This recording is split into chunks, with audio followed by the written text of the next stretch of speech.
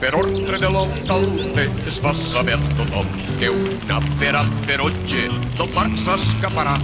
Es prega a les senyores, comprem forts aliments i no surten de casa fins que torni el bon temps. Tot el que tinga cotxe que fot al camp corrents i se'n vaig a la platja, a la torre o als hotels. L'alcalde s'encarrega fent ús dels seus poders de a la fera ferotge deixar-la sense dents. El que això no compleixca, que no es queixe després, si per culpa la fera ell rep algun torment.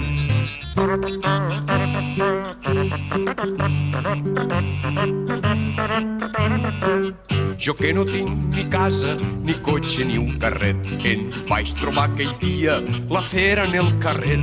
Tremolant i mig mort, ai veure Déu la fera, i en veure'm tan fotut em va dir molt planera: xicot, per què tremoles? Jo no te menjaré.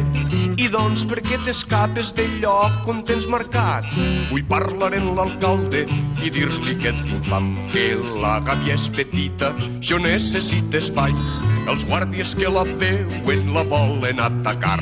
La fera és defensa, no la deixem parlar. Com som molts i ella sola, no pot qui me l'estoven, i emprenyats per la faena a la gàbia me la tornen.